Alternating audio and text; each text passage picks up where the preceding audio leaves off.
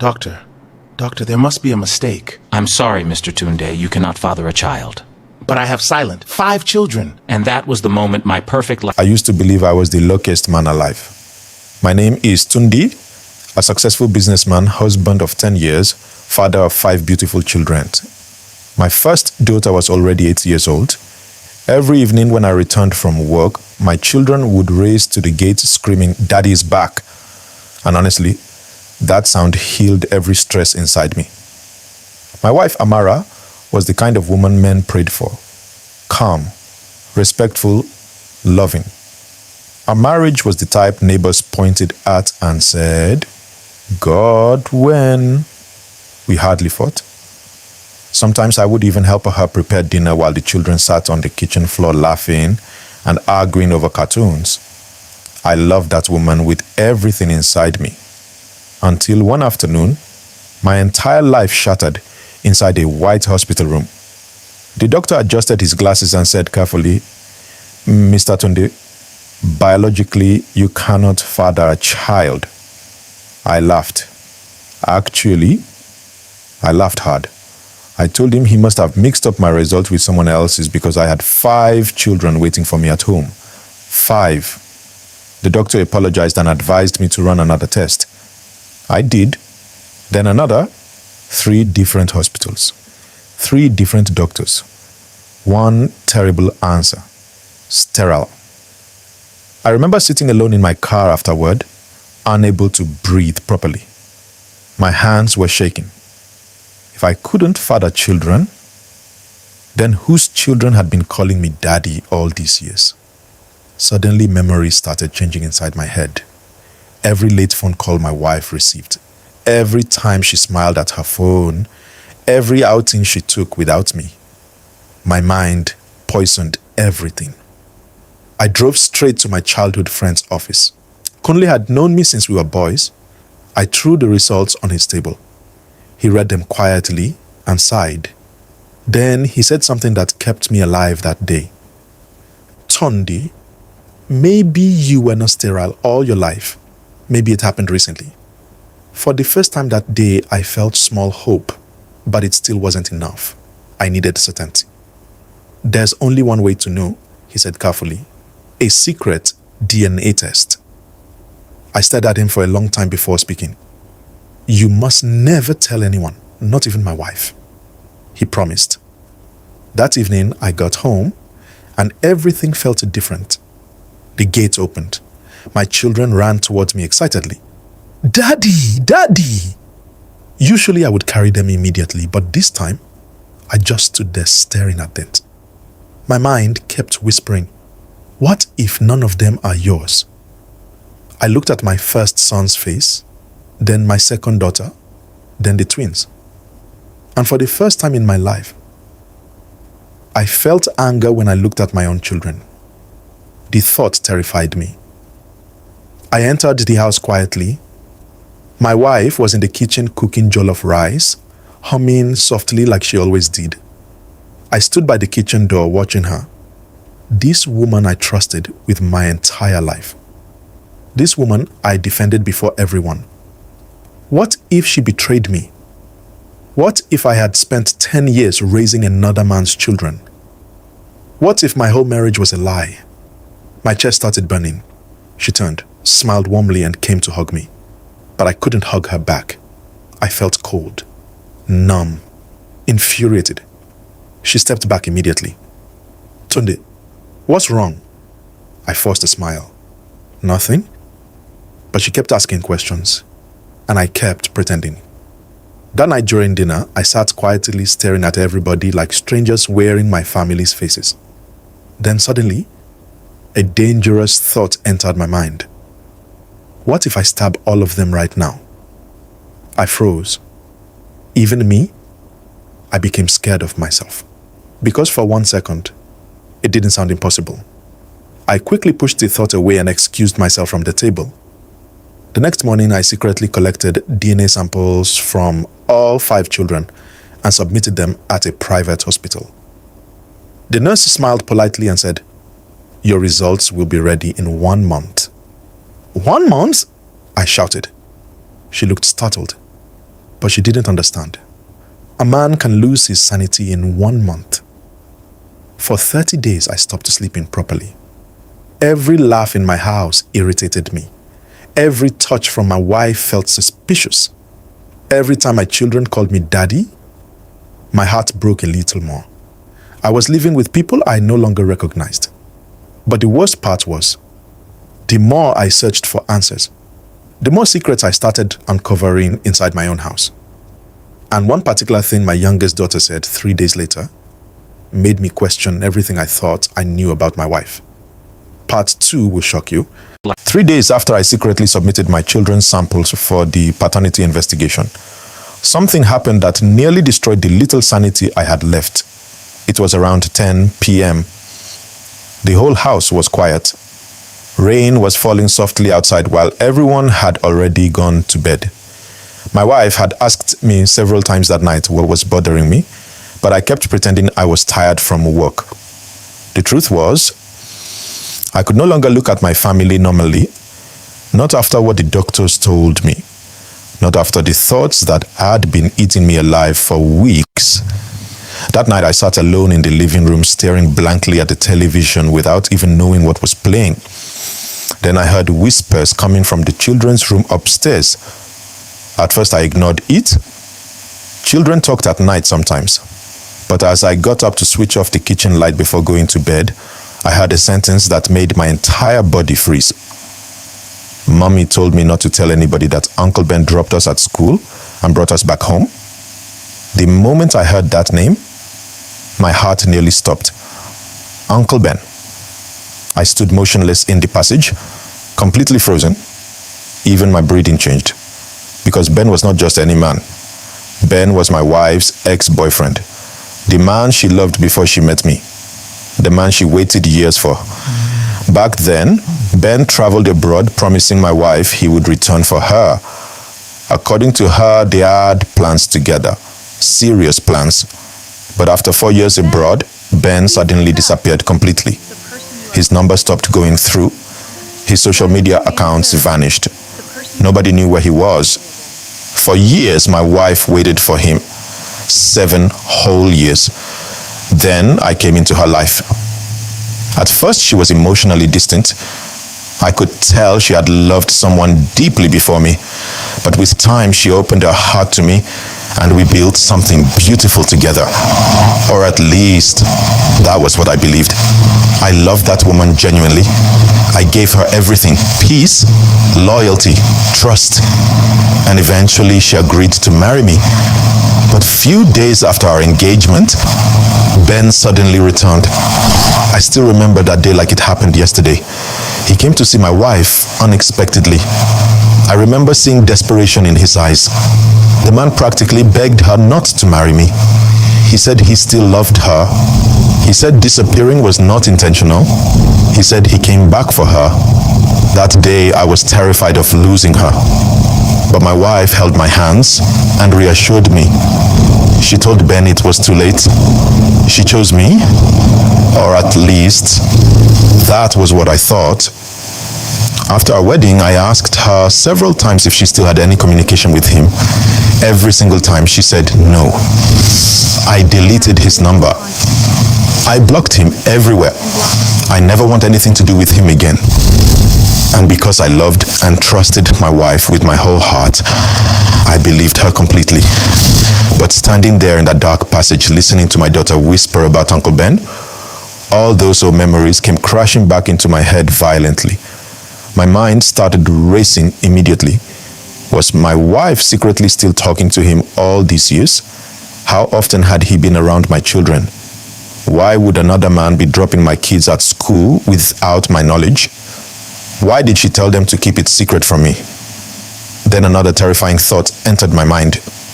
Could Ben be the biological father of my children? I suddenly felt weak. I grabbed the wall for support because my legs literally started shaking. Inside the room, my youngest daughter spoke again softly. But why can't Daddy know? Then my eldest daughter quickly replied, because Mommy said Daddy will be very angry. The moment I heard that, something inside me broke. Angry? why would I be angry if there was nothing to hide? At that point, my mind completely lost peace. Different thoughts started attacking me at once.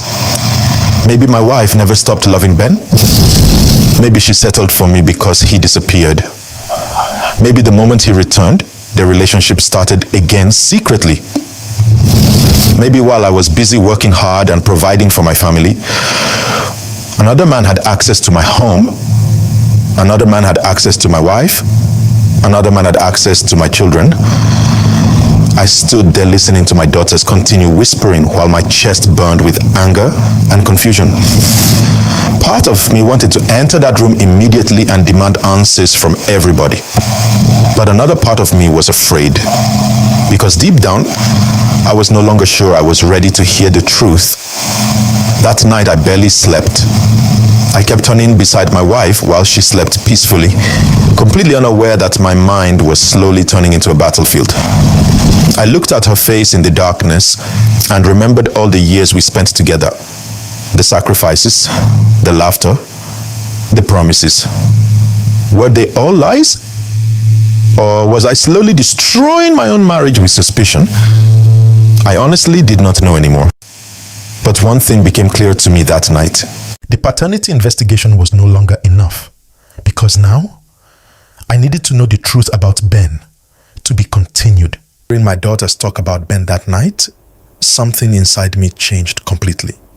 It was like peace quietly packed its things and left my home. From that moment, I stopped seeing my family the same way.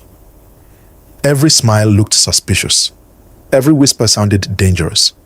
Every phone call felt like a secret conversation about me.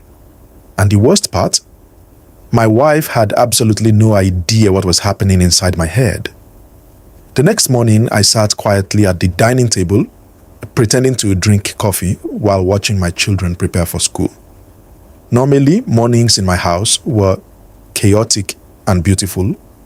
The twins arguing over cereal, my eldest daughter helping the younger ones wear their shoes, my wife moving around the kitchen while singing softly.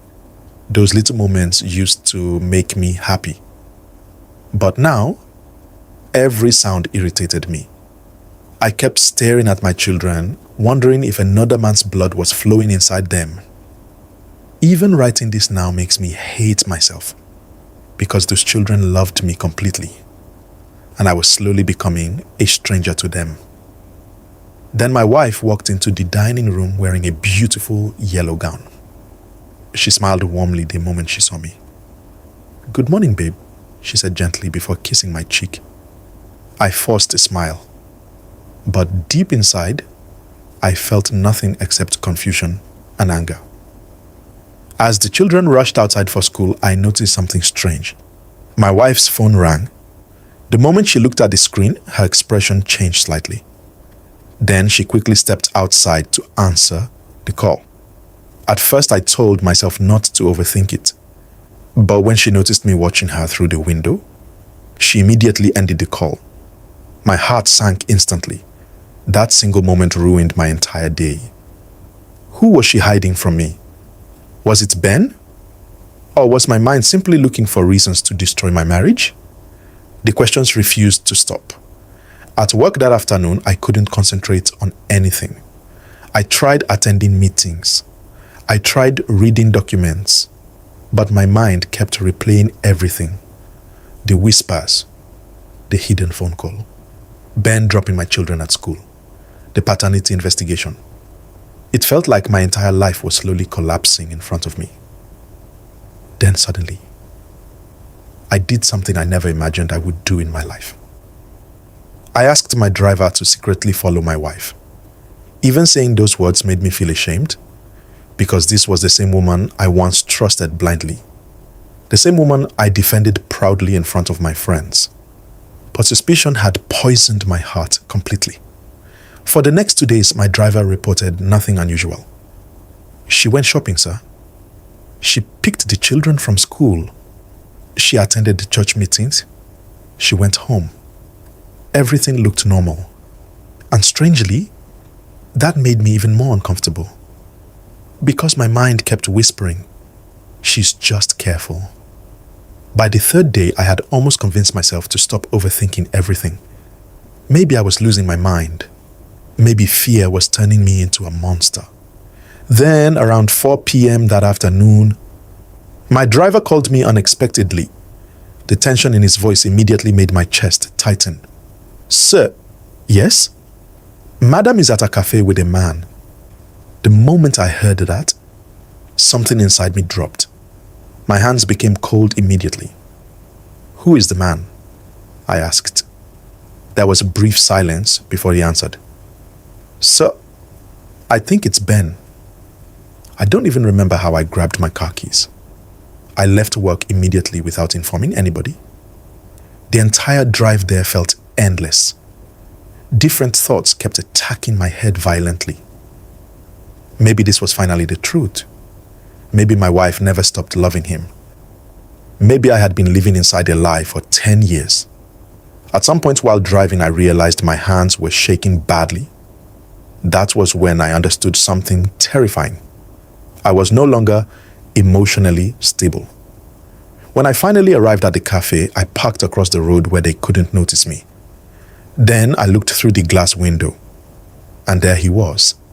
Ben. Older now, more mature, clean beard, expensive clothes, but still the same man my wife once loved deeply. The same man she waited 7 years for. My wife sat across from him quietly. The moment I saw them together, my stomach turned. At first they looked serious. Then Ben suddenly smiled at her, and my wife smiled back. That smile destroyed something inside me, because it was the same smile she used to give me years ago when we first started dating. I sat frozen inside my car, gripping the steering wheel so tightly my fingers started hurting. Part of me wanted to storm into the cafe immediately, but another part of me needed to see more, needed to know how deep this thing truly went. So I stayed there, watching like a madman. Then something happened that made my heart pound violently. Ben slowly brought out a brown envelope and handed it to my wife. The moment she saw it, her expression changed instantly. She looked nervous, very nervous. Then she quickly collected it and glanced around carefully like someone hiding something important. At that point, my mind completely lost peace. What was inside that envelope? Money? Pictures? Documents? DNA results? Why were they meeting secretly? Why did she look afraid? Suddenly, every suspicious thought in my head started connecting itself together. The whispers from my daughters, the hidden phone calls, Ben secretly dropping my children at school, the paternity investigation. Everything felt connected. And the more I thought about it, the more dangerous my thoughts became. I watched them talk for a few more minutes before my wife stood up to leave. As she walked out of the cafe, holding the envelope tightly against her chest, Ben touched her hand gently, and my wife didn't pull away immediately. That single moment nearly broke me completely. I followed her home myself that evening. The entire drive, my mind kept replaying that scene over and over again. By the time I got home, I no longer recognized myself emotionally. That night during dinner, the atmosphere in the house felt strange. The children noticed it first. Nobody was laughing the way they normally did. Even the twins became unusually quiet. My wife kept stealing worried glances at me throughout the dinner. Finally, she dropped her spoon slowly and asked softly, "Tunde, what is going on with you?" I looked at her for a long time without answering. 10 years together, 5 children, thousands of memories, a woman I once trusted with my entire life. Then slowly, I pushed my chair backward and stood up. The sound echoed across the silent dining room. Everybody froze immediately. Even the children stopped eating. My wife looked confused and slightly afraid. Then I reached into my pocket slowly and dropped Ben's old photograph on the dining table. The moment my wife saw it, the color disappeared from her face instantly, And then I finally said the words that had been burning inside me for weeks. Who exactly is Ben to you? The spoon in her hand fell immediately, and the look on her face, the moment I asked my wife who Ben really was, the entire dining room became silent. Not a normal silence. The kind of silence that feels heavy, dangerous. Even the chandelier above us suddenly felt louder than before. My wife stared at the photograph lying on the table like she had just seen a ghost from her past. Then, slowly, she looked back at me. Tunde, where did you get this picture from? I laughed bitterly. Not because anything was funny, but because I could feel myself breaking apart emotionally. Weeks earlier, I would have died for that woman. Now I was standing in front of her looking at her like a stranger. Answer my question, I said coldly. The children immediately became uncomfortable. My eldest daughter looked at her mother nervously while the twins stopped eating completely. My wife glanced at the children before lowering her voice carefully. Tunde, can we not do this in front of the kids? The moment she said that, something dark immediately whispered inside my mind. Guilty people always want privacy. At least that was what my anger kept telling me. No, I replied instantly. We are doing this right now. My wife looked shocked. Tunde, please, right now. The youngest child flinched immediately, and suddenly guilt touched my heart for the first time that night. But it disappeared almost immediately, because pain was stronger than guilt at that moment. Then my eldest daughter spoke softly. Daddy, are we in trouble? That question nearly destroyed me emotionally, because her voice sounded afraid of me. But I was already too deep into my emotions to stop myself. My wife slowly stood up from her chair. Tunde, what exactly is this? She asked emotionally. I moved closer to her immediately. What exactly is what? You told me you blocked him. You told me he was gone. You told me there was nothing between both of you anymore. There isn't, she replied immediately. I laughed angrily. Then why is he picking my children from school? The moment I shouted that, one of the twins burst into tears immediately. My wife quickly rushed toward him, but he moved away nervously. And the look on her face after that, I will never forget it. Because for the first time, my wife looked heartbroken by me. Not angry, heartbroken. Then suddenly she shouted for the first time in our marriage. Enough! Everybody froze instantly, even me, because Amara was not a woman who shouted. Her voice cracked emotionally as tears filled her eyes. Then she looked directly at me and asked softly, Tunde, what has happened to you? That question hit me harder than anything else she had said all night. Because honestly, I no longer recognized myself anymore. The man standing there was not the same man who used to rush home every evening just to eat dinner with his family. Suspicion had changed me completely. My wife slowly wiped her tears and sat back down weakly. Then finally, she began explaining everything. That day, my car broke down while I was taking the children to school. I remained silent. At first, I wasn't worried. She continued softly. I thought I could quickly book an Uber. Then she looked at the children briefly before continuing. The first driver delayed almost 20 minutes. The children were already late. So I cancelled and booked another one. She paused. That driver cancelled the trip himself. I could hear genuine frustration in her voice. I was stranded by the roadside with 5 children Tunde. The dining room became quiet again. Even the children listened carefully now. Then she continued. And then suddenly, a car stopped in front of us. I already knew the answer before she said it. It was Ben. My chest tightened immediately again. But this time, I forced myself to stay calm. My wife looked exhausted emotionally now. At first, I didn't even recognize him. That part surprised me. He had changed so much. Then she continued softly. He was taking his own children to school.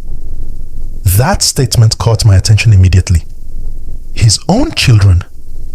Suddenly, the image of Ben inside my head shifted slightly. Not as a dangerous ex-boyfriend, but as a father.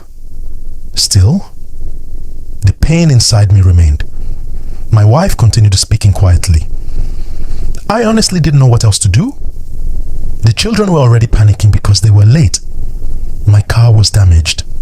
I couldn't reach you because I knew you were in meetings all morning. Then she looked directly into my eyes. So yes, I accepted his help. The room became silent again. One of the twins sniffed softly while crying. Then my wife added quietly, and because it was an emergency, I gave him my number. I closed my eyes immediately because suddenly everything no longer sounded like betrayal. It sounded human. But the fear inside me was still too strong to disappear completely. What about later that evening? I asked. The children said he brought them home. My wife nodded slowly. Yes. The mechanic told me the car wouldn't be ready until late evening. I was already trying to order another cab when I heard a horn outside the gate. Then her expression softened slightly. It was Ben. I looked away silently. He dropped the children and left immediately. Then she added something that made me feel smaller instantly. He never stepped inside this house, Tundi. Silence filled the dining room again. For the first time in weeks, my anger started losing strength. Not completely, but enough for confusion to enter. Then suddenly I remembered the cafe immediately. The envelope, the secrecy, the nervousness. What about the cafe? I asked sharply. What was inside the envelope?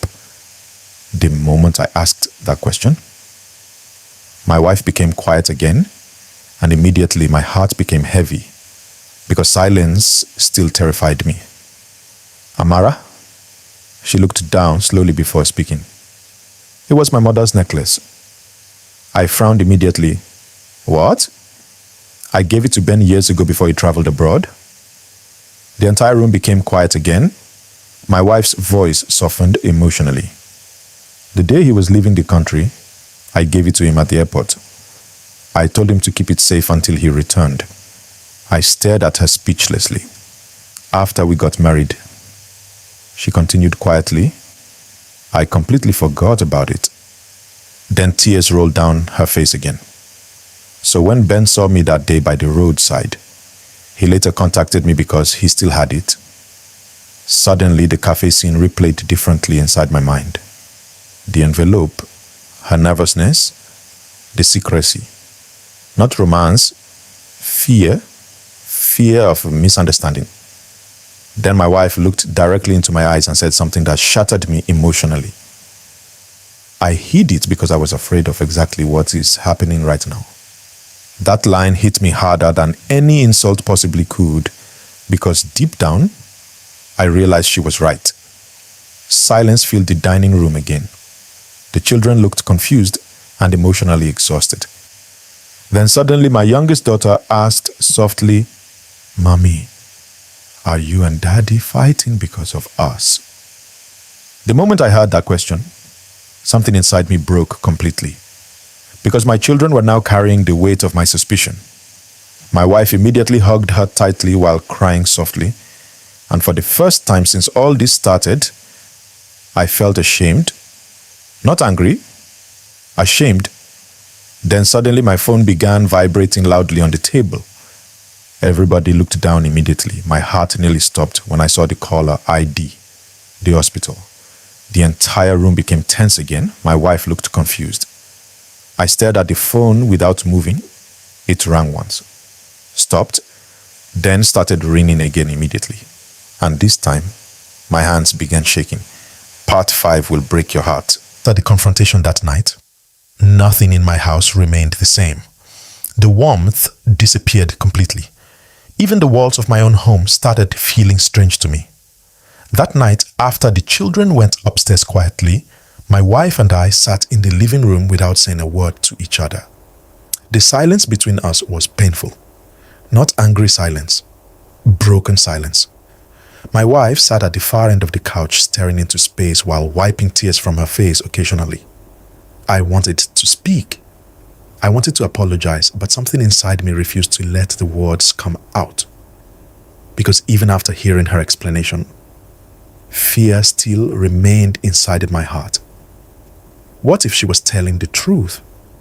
What if she wasn't? What if the children were mine?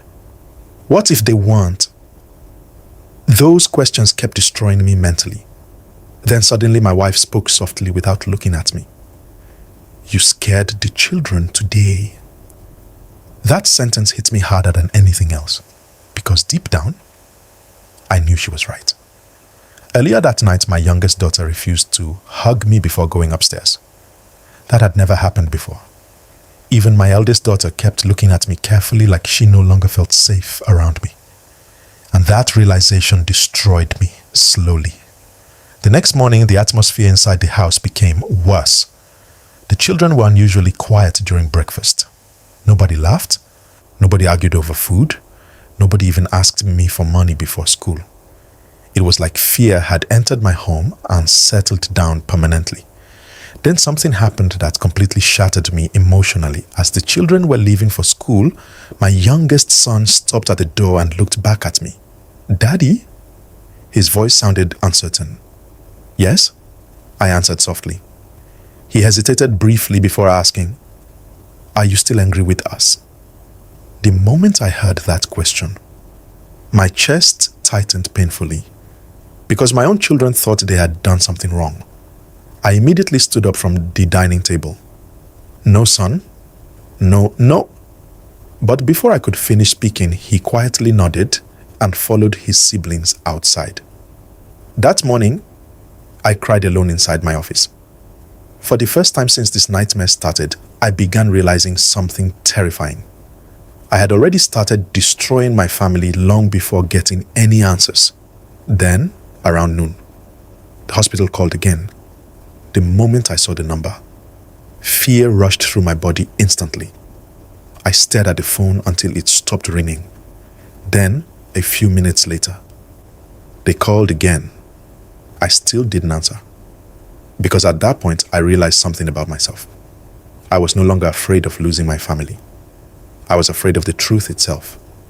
Because if the children were mine, then I had become the villain of my own story. And if they weren't, then my entire life was over. That afternoon, I almost made the decision not to go to the hospital at all. I sat inside my car for nearly 40 minutes, unable to start the engine.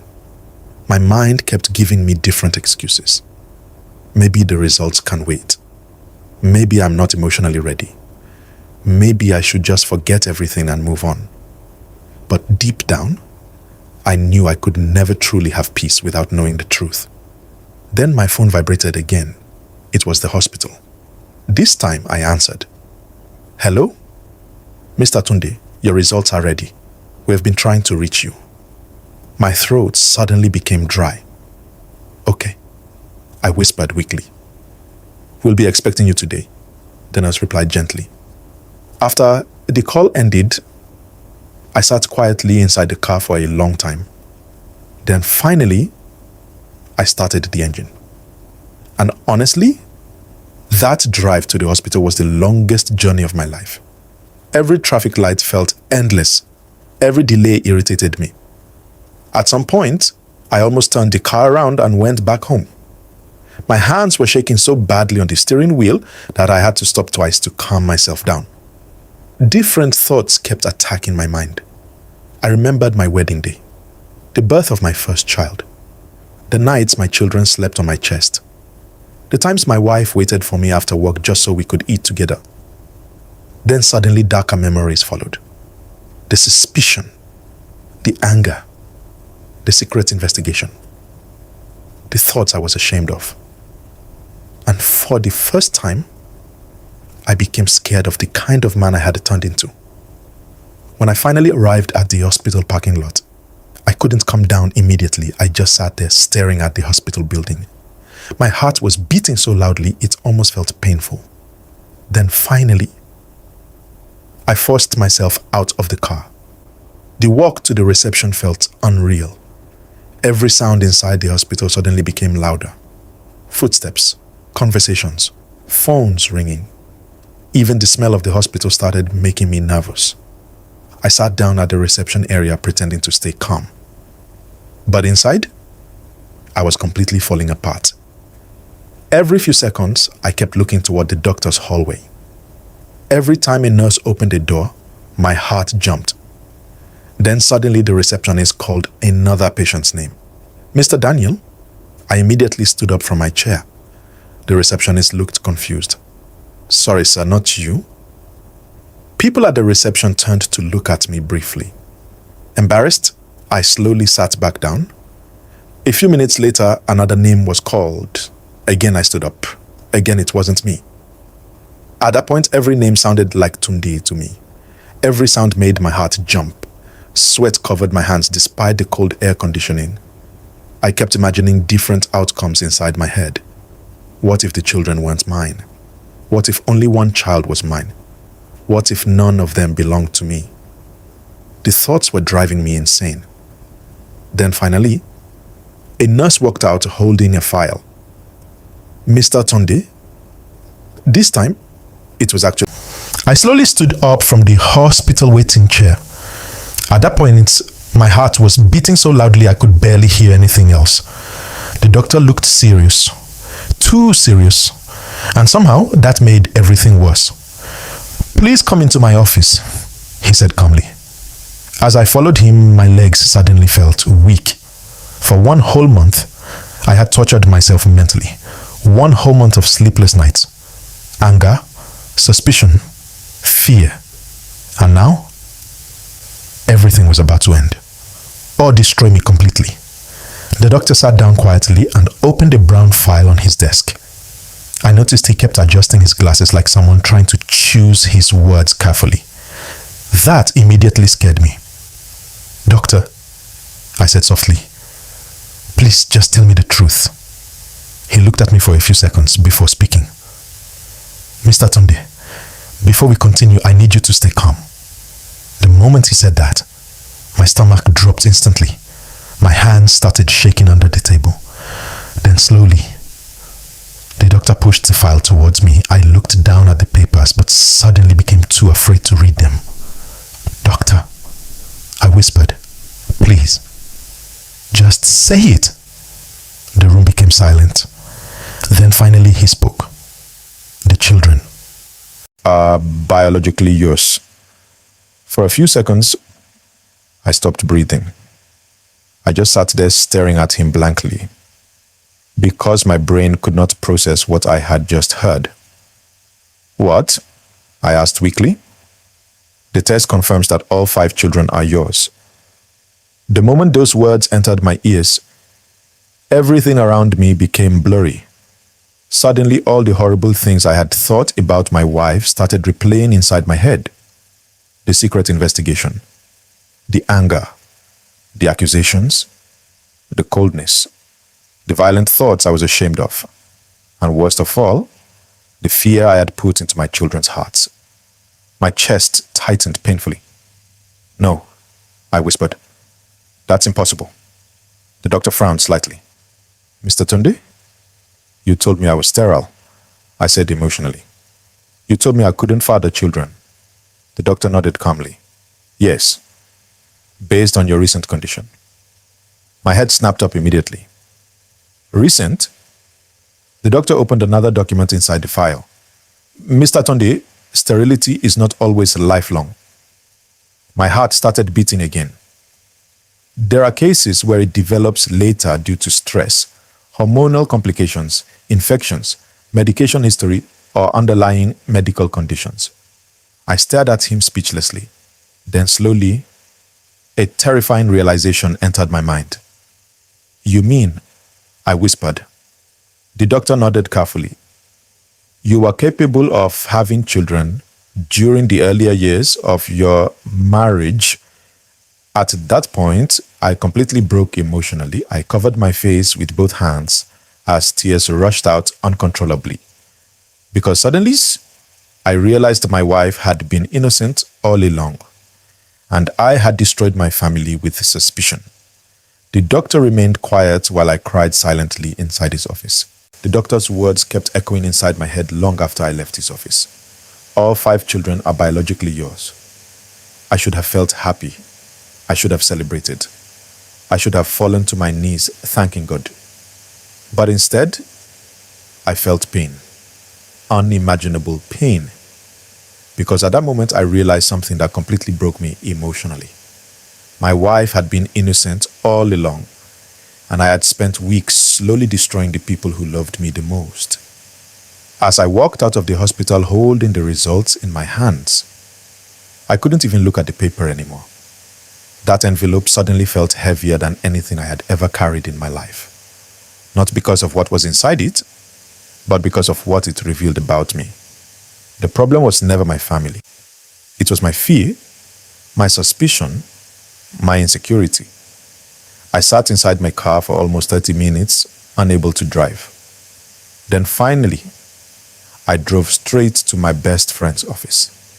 The moment he saw me walk in, he immediately stood up nervously. "Well?" he asked softly. I placed the results on his table silently. He quickly opened the file. Then after reading it, he looked back at me slowly. "The children are yours." I nodded weakly. My friend smiled immediately and stood up to hug me. Thank God. But I didn't hug him back. Because honestly, I didn't feel relief the way I imagined I would. I just felt empty, broken, ashamed. My friend noticed it immediately. "What's wrong?" he asked carefully. I laughed painfully. "What's wrong?" I repeated softly. Then tears suddenly entered my eyes. I investigated my own children. My voice cracked immediately. I looked at my wife like she was a stranger. I made my children afraid of me. At that point, I completely broke down emotionally inside his office, because suddenly every memory started attacking me. My youngest son asking if I was still angry with them. My daughter becoming scared to hug me. My wife crying while trying to explain herself. And the worst part, they didn't even know the full truth. They had no idea I secretly investigated them. No idea I carried their samples to the hospital. No idea I believed another man fathered my children. And somehow, that made the guilt even worse.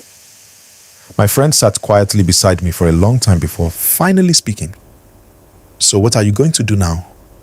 That question terrified me. Because honestly, for the first time in 10 years of marriage, I almost made the decision not to go home. Not because I didn't love my family, but because I suddenly felt unworthy of them. I sat inside my car that evening staring at my house from outside the gate for nearly 20 minutes. The lights inside the house glowed warmly. From outside it looked peaceful, normal. But inside me, there was war. Part of me wanted to drive away and disappear for a while, because I didn't know how to face my wife anymore. How do you look into the eyes of a woman you secretly destroyed in your mind? How do you hug children you doubted? How do you return to normal after becoming the villain in your own home? I was still sitting there struggling with my thoughts when suddenly the gate opened. And then my children saw me. "Daddy." The next thing I saw was all 5 of them running toward my car excitedly. At that moment, something inside me shattered completely. Before I could even step out properly, my children had already surrounded me. One hugged my waist, another grabbed my hand. The twins held my legs excitedly. Normally I would laugh, but this time, tears immediately rushed out of my eyes. Real tears. Painful tears. I dropped to my knees right there outside the gate and hugged my children tightly, tighter than I had ever hugged them before. because for the first time in weeks, I allowed myself to truly see them again. Not as suspects, not as possibilities, but as my children, my family. And as they hugged me happily, I cried like a child. My eldest daughter looked worried immediately. "Daddy, why are you crying?" I shook my head quickly and forced a smile. "Nothing, princess." Then I kissed her forehead gently. That evening I entered my house carrying gifts for everybody. Toys for the children, flowers for my wife. Not because gifts could fix what I had done, but because I desperately wanted to bring warmth back into my home. The moment my wife saw me standing there quietly, she looked surprised. Then slowly she walked toward me. There was still pain in her eyes, still distance, still confusion. Then softly, she spoke. "Babe, I don't know what is going on with you." Her voice cracked slightly. "But can we just put it aside for the sake of the children and go back to the way we were?" Before she could finish speaking, I rushed toward her immediately. I hugged her tightly. Then I kissed her passionately, like a man afraid of losing the greatest thing in his life. And through tears, I whispered the only words my heart could say, "I'm sorry for everything." My wife looked confused because she still didn't understand the depth of what I was apologizing for.